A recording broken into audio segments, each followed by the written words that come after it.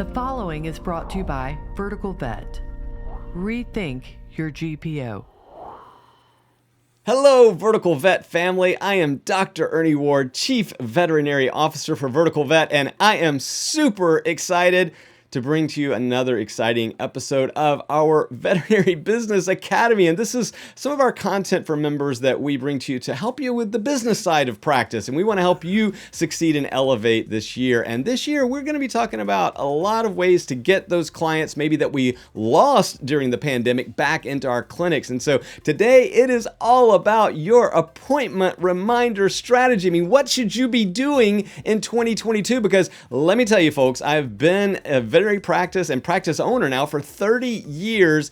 And this year, it's different. No matter what people are telling you, I'm telling you, behaviors of pet parents have changed forever. And we've got an expert, one of our very own from Vertical Vet, Jamie Horning, who I'm going to tell you, this is her jam, as she likes to say, but she is our senior practice growth consultant, and she's been working in veterinary practices for over 10 years. And you know what I like about her is she is passionate, and you're going to see that today, about helping you build ecosystems to support your practice growth, to keep those clients coming back in, and of course, to adhere and comply with our recommendations. And you know what I like about Jamie? She uses data. She is an evidence-based person, and you just can't get that anywhere else except for Vertical Vet. She has helped over 1,000 veterinary clinics elevate their practices. And of course, she comes to us all the way from Arkansas, but she went to this little school called Creighton University. So welcome, Jamie.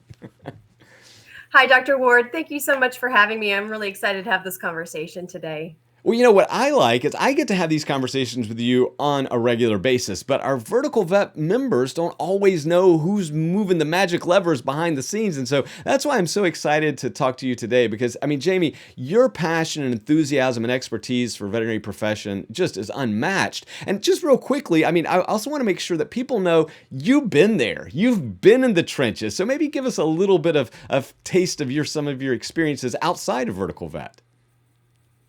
Yeah, so my background is in practice management. So really for me, I'm passionate about helping teams really communicate clearly and effectively with a pet parent. And it's something that I've taken from my time in practice management and parlayed that into strategies that we deploy for our Vertical Vet members. Yeah, and I'll tell you guys, that's why I love Vertical Vet so much because, I mean, we're all like you. We've all been there. We're all dealing with the same struggles, and, you know, we're just here to try to help you. Now, today we're going to talk about appointment reminders and strategy behind that. And Jamie, I think this is one of those areas that it's just not sexy enough, right? I mean, people want the latest and the greatest gadgets and technology, and yet sometimes delivering that postcard or that reminder for an appointment that's past due is actually the most effective thing you could do in practice. So I want to start off. Yeah, go ahead, Jamie. I'm sorry. Oh, sorry. So Dr. Ward, I mean, you're absolutely right. And I think really it's about reframing the conversation and the focus and really using your reminder strategy as a tool to drive compliance and to drive engagement with your clients.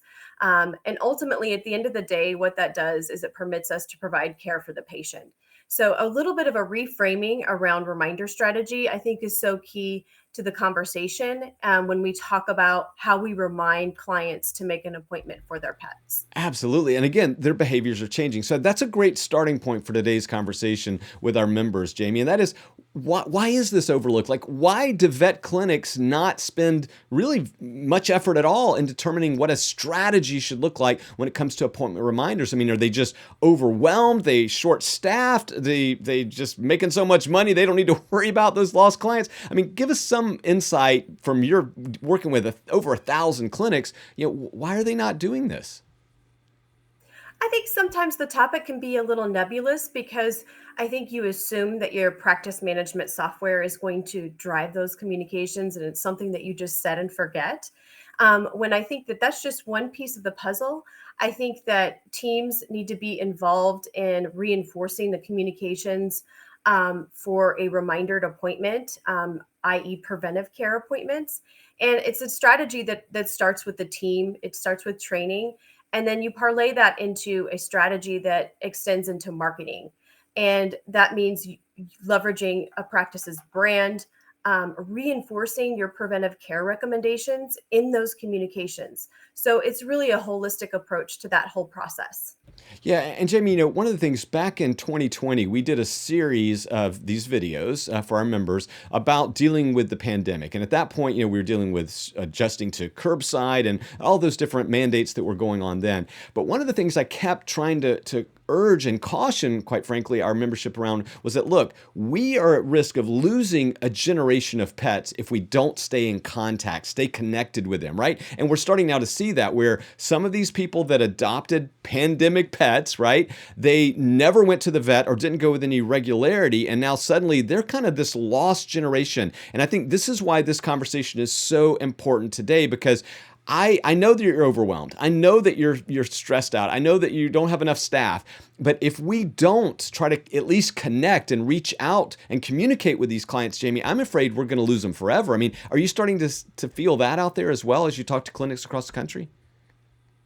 I think there is some concern there. And I think that's why it's critically important that we leverage reminder communications, or actually the patient health reminder communication, as a tool and a vehicle to manage clients' expectations. Use that as the foundational element to educate the pet parent around a practice's preventive care recommendations. You really want to leverage that initial communication to start having that conversation with the pet owner before they call to make their appointment. Because as we all know, there are so many things to reinforce in terms of recommendations for the care of that pet as they age, that it's really about repetition of messaging when it comes to compliance. And so it's key to use that reminder communication to really drive that messaging Yeah, and to and drive again, that I, conversation. I love this, Jamie, because this is this lever that we're just not pulling enough or frequently enough. And again, Vertical Vet members, what I am trying to say, and I think Jamie certainly is going to back me up on this, is that okay, let's say that you can't get them in for 3 weeks or 4 weeks. Right? You're busy, we get that. But if you don't reach out and connect with them, they're going to seek help elsewhere. They're going to go to Dr. Google and try to solve these problems on their own because they've forgotten about us. And I think that, back in the day, Jamie, 20, 25 years ago, I used to write these articles. I used to say, you need to be in front of your clients, all of your clients. If you got their address, you send them a newsletter 4 times a year, right? That was the old way. We didn't have internet. We didn't have email and text messaging and all that stuff. But I think that the same strategy applies today. You've got to stay in front of them or else you really incentivize them to find help elsewhere. You're absolutely right, Dr. Ward. And now it could not be more critical with the online retailers and the manner in which they've been able to create some efficiency in the way that they can disrupt the conversation that the veterinarian needs to have with a pet owner. And I think it's super key that we keep in mind that a multimodal approach to communicating with your clients is so key to that. You know, the retailers have a across the spectrum strategy to communicate with the pet parent, and you equally have to have skin in that game, if you will. Yeah, and I love the fact that you just said something that I want to repeat. That is that these retailers, these larger corporations, whatever, they are disrupting the conversations that you as an independent practitioner are having with your clients. So let's now kind of shift slightly over to what do you mean by an effective reminder strategy? So, I mean, again, you work with over 1,000 clinics. What are the strategies that you employ? I mean, what do you recommend out there to somebody watching this today? I think what is so key and often overlooked is the branding aspect of the actual look and feel of a communication that's coming from a practice. And I know in the average veterinary practice, we're not thinking about branding. We usually think about that in terms of a retail product. But ultimately, it really serves as a visual representation, or we hope that it evokes a positive emotion with a pet owner. And we want that to be a visual cue. There's an emotional element with branding when we talk about a service-based business, and that's really where we're at. We want to be able to have visibility digitally as well as in the mailbox with the pet parent. Um, and really that's the key thing that I think is missing a lot of times. And so leveraging that brand power is really key. Yeah, and honestly, this is a legacy challenge, right? Because I think that there was a long period of time where we viewed the postcard as just like it just had to serve a utility of saying come in, right? Like, and it didn't have to be branded, didn't have to have any messaging, didn't have to have any kind of urgency behind it, didn't have to try to persuade you to do anything, right? It was just like, here you go, come in for your rabies vaccine. And I think that if we continue to adopt that mindset strategically towards reminders, I mean, we're going to get left out because these online retailers, and look, I'm not going to name anything, but maybe you put something in your mouth and you chew on it. But these guys are really, really clever at moving the needle in their favor. They're putting out postcards and mailboxes that just make you want to go online and buy stuff, right?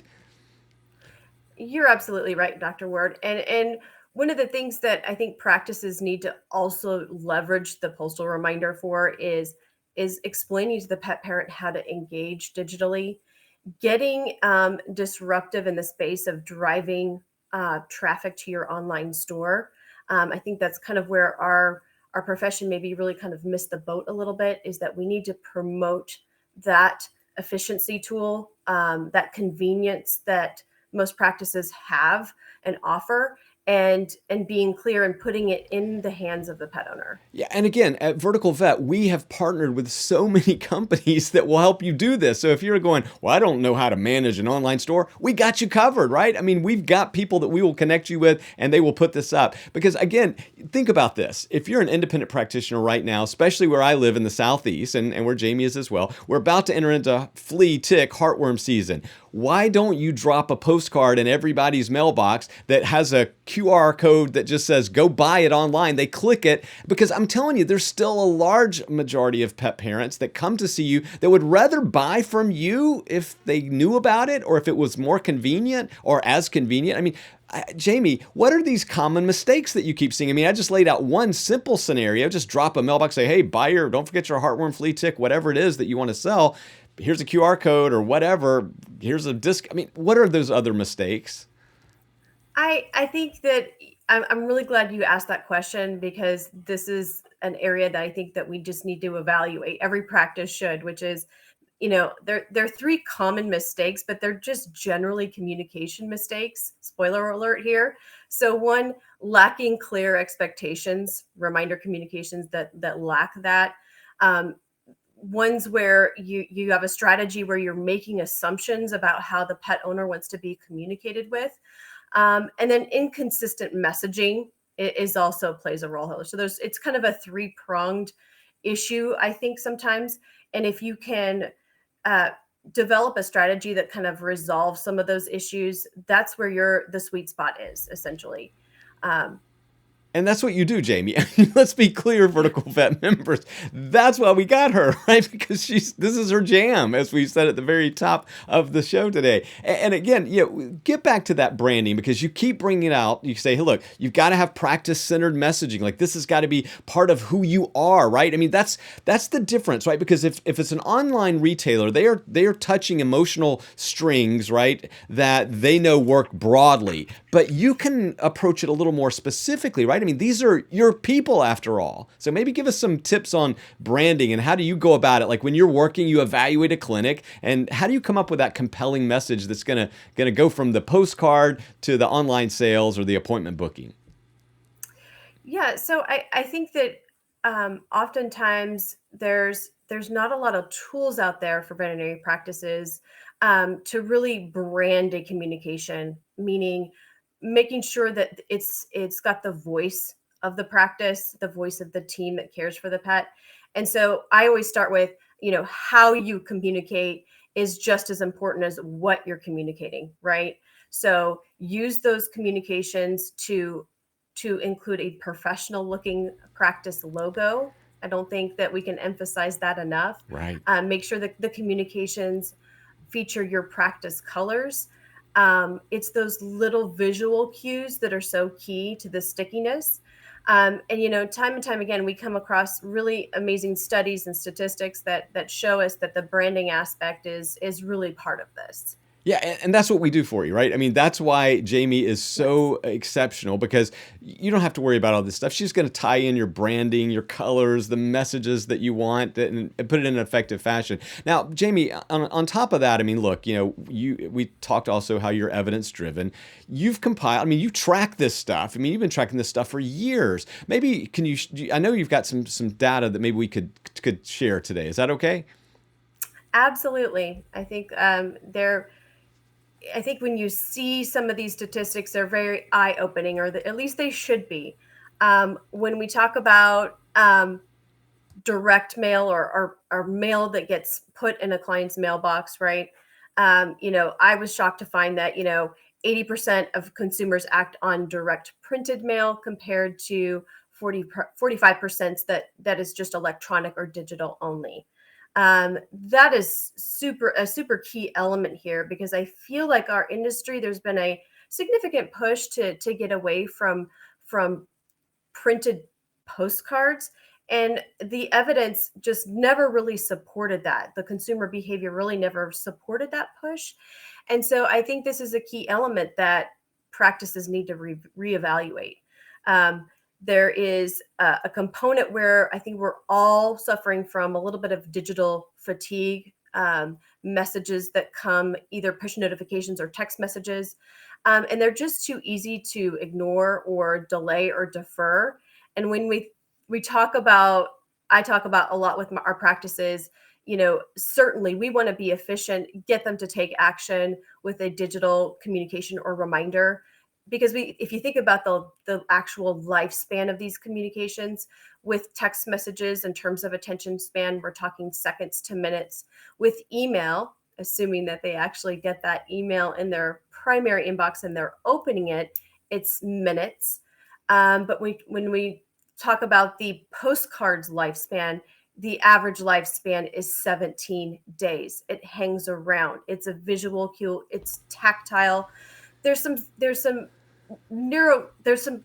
brain chemistry going on that makes that a more sticky way to communicate. And it's true. This is backed up by a lot of science. In fact, in my last opening shots column, which I write for today's veterinary business every issue, I talked about this. I had a question, Jamie, from a veterinary practice owner or manager. I wasn't clear exactly what her role was. And she says, "Hey, I hear you keep talking about postcards. I thought they were dead." And she actually said that her computer software company had recommended they discontinue it a few years ago. But I mean, again, I'm like you, Jamie. The evidence was never there to support that type of decision, and I think again, it's limiting our reach, right?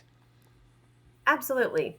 You're absolutely right. I think we have to be mindful that oftentimes a client's preference and maybe some of our own preferences don't really match uh, a behavior per se, right? I think that, um, you know, like I said, I think that there is an element of digital overload, of the constant pinging and messaging. And yes, in many ways, that's really effective, and it's made our lives a lot easier in several aspects. But in other ways, there's still a tactile element to remindering. And I really feel I'm a big advocate of this being fun mail. We don't get Right. enough of that in our Right. mailboxes. And I just think that's really key.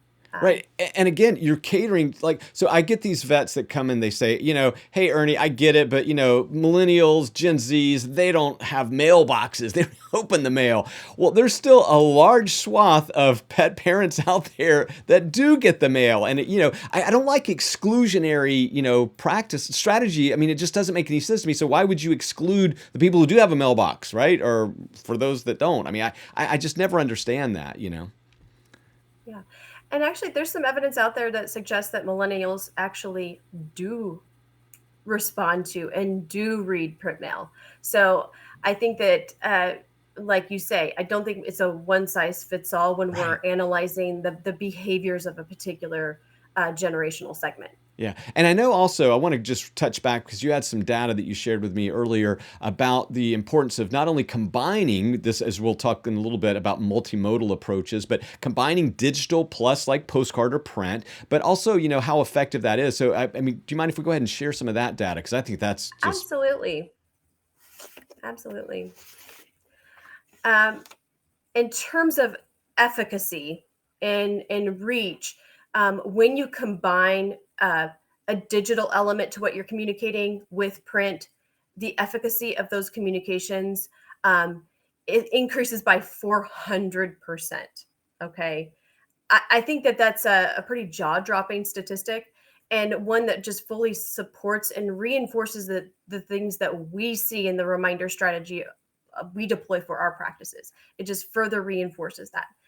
I can't say that enough, that it's, yes, absolutely. We want to be as efficient as possible in leveraging digital communications, but then also leveraging branded print that's going to create client loyalty, compliance, and really grow practices revenue. Um, with that piece, I think that the card can also be used as a vehicle to uh, to increase the efficiency there. Yeah, and again, we keep going back to this combination, as you call it, multimodal approach that speaks to the medicine in me. But let's get it. So, I mean, how can you convince people that are watching today that maybe they go, I'm really happy with my text and email. I think that's fine, or they're saying I just only want to do postcards. I mean, you got to do both. What are the ways that you convince a practice to actually say, look, let's do this right? Well, Dr. Wood, I think a lot of times it's just really having a nuanced conversation with a practice owner, because to the degree that, again, it's every practice is a little bit different. So if there is high adoption of digital communications, getting your clients to engage that way, one thing I will say is there's always an opportunity to send an impactful postcard for your past due patients, right? Maybe patients that have lapsed out for care. Because if you're using digital exclusively for bringing them back in your practice, then it's time to try a different channel. And that's really where you can reconnect.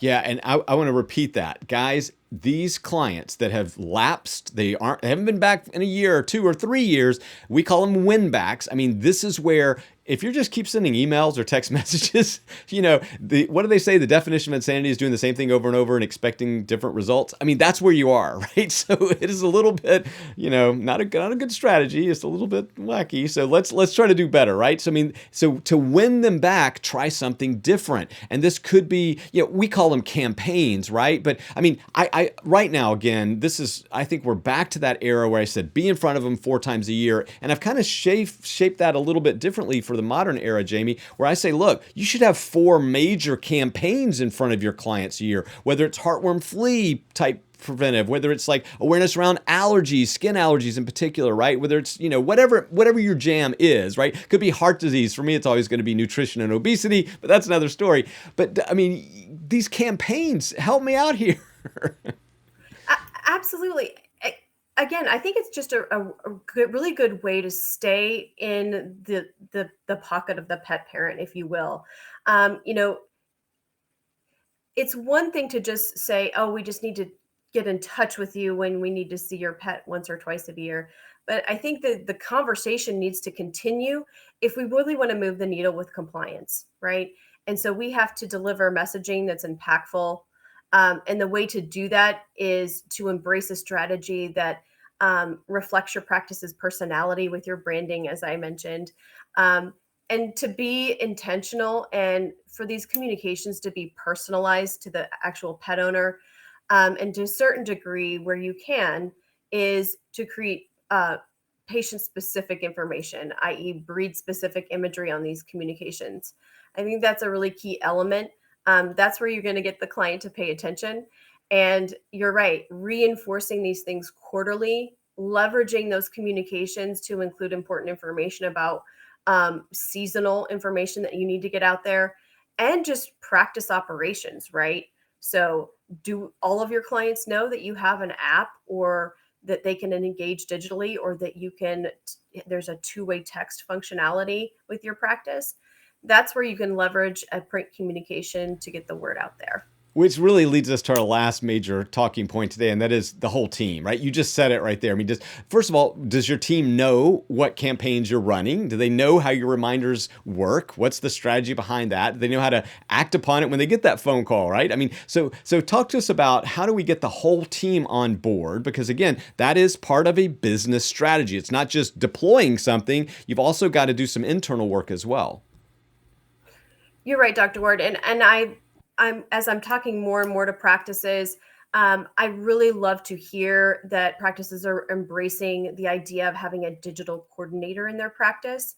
And I think that that same person, or maybe it's their partner, that they also have a role in ownership and it around the reminder strategy in a practice. I think if people can take ownership over that role, they're going to feel more fulfilled in what they do in your practice. So I think that combining those two roles together could be very powerful.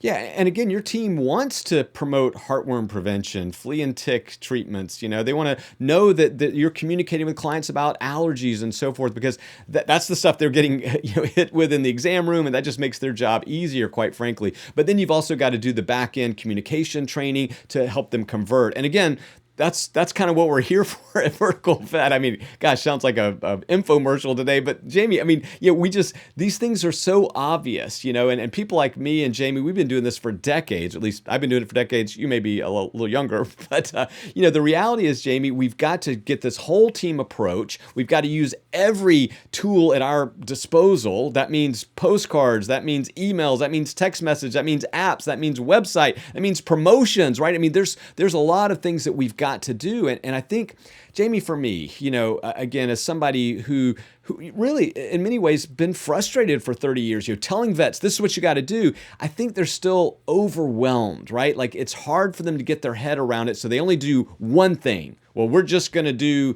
email reminders. And unfortunately, you can't get away with that anymore. Not in my opinion. I think you're absolutely right. And remember, I think that just to end cap all of this, Dr. Ward, it's really about reframing this. This is your opportunity to extend a client's loyalty and bond them to your practice. It's any opportunity to communicate with them is an opportunity to enrich that relationship that you have with them. And I think that's really what's key here is just a reframing about how we think about these things. And branding doesn't have to be scary. And when we say marketing, I think sometimes that can sound a little nebulous to a practice owner. But that's why we're here to help. We want to help you to have a voice with the client to help you, further that bond with them. Okay, so how can VerticalVet members or non-members who are interested, how can they get in touch with you, let you kind of give them that, quick little overview, which you are amazing at. Her insight, folks, is just incredible. So what do they need to do? How do they get in touch with you? What can they do to get help? Yeah, so you can reach our website, verticalvet.com. There are several links there where they can request a demo for our VerticalVet reminders. You can also contact us for more information. We offer a complimentary healthy practice assessment, which I highly recommend. Yeah. So our website is the best way to get in touch with us, or through any of our socials. Yeah, and again, we will connect you with Jamie and her team because they are, again, just top of the game. I mean, they are amazing. And again, VerticalVet, you can see why we are so proud to bring people like Jamie Horning, one of our practice growth experts. I mean, that's her job, is to help you grow your practice. You can see why we're excited to bring them to you, because their knowledge and experience is just unmatched in the industry. And again, we're here to help you elevate. So thank you so much, Jamie, for spending a little bit of time. I know you're very, very busy these days. It's spring after all, and in vet world, that's a time to get those appointments booked. So thank you so much. Thank you so much for Dr. Ward. I really appreciate it. Well, guys, that's what we do here. That's how we roll at the Business Academy from VerticalVet. Again, we are so excited to bring these kind of initiatives, these campaigns, these ways to grow your practice with people like Jamie Horning and her team. I mean, again, at VerticalVet, we have a very, very simple purpose, and that is to help you grow your practice. And we want to grow it in a strategic way that meets your needs, right? So if you're interested in growing certain aspects or elements of your practice, if you want to raise the standards of care, hire, if you want to be able to pay your staff more and better wages and benefits, I mean, all of this is what we do. So no matter what your problems or challenges that you're facing in your clinic today, chances are we have partnered with somebody in the industry who can solve it for you right away. So again, on the entire for the entire team of Vertical Vet, I am Dr. Ernie Ward. Don't hesitate, reach out to us. Let us help you. You guys have a great day. Bye.